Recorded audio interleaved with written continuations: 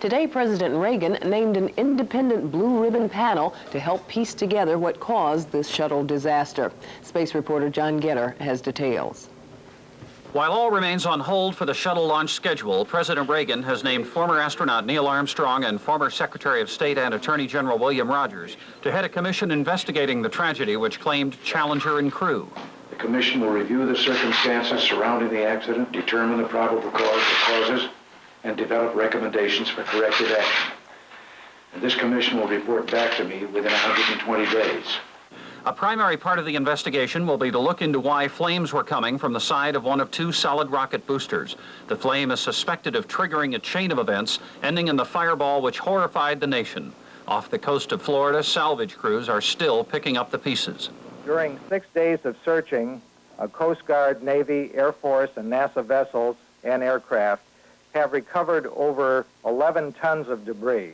There are indications searchers may have found the remains of the crew, but all information about that is being withheld by officials saying they wish to show the deceased astronauts the respect they deserve. No missions will be flown until the investigation is completed.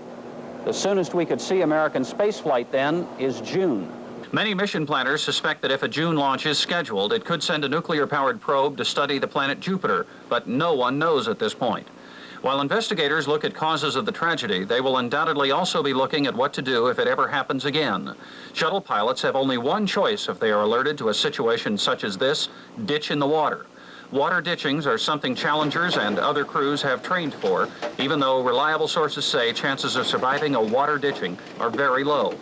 A major part of the investigation will be aimed at trying to improve the odds by reducing the chance of catastrophe and increasing the chance of surviving one when it does happen. That will take at least 4 months. At Johnson Space Center, John Getter, 11 News.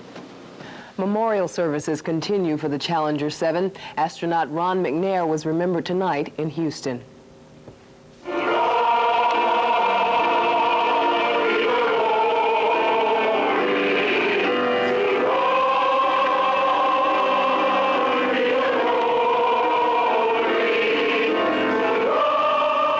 McNair attended the Wheeler Avenue Baptist Church here in Houston, but the service was moved to the Antioch Baptist Church on Clay Street to accommodate tonight's large crowd.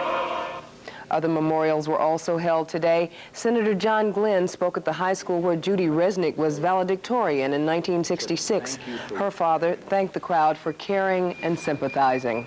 In Concord, New Hampshire, family and friends were invited to a private funeral mass for teacher in space Christina McAuliffe, celebrated by the same priest who officiated at her wedding.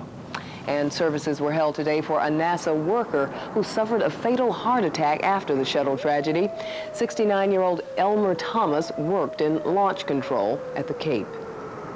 Back locally, firefighters tonight were called to a high-rise in the Greenway Plaza area. Special equipment was brought to the scene because it was a high-rise, but it turned out that the special equipment was not needed. The fire in the condominium unit turned out to be mostly smoke, and firefighters say damage there was minimal. No injuries were reported.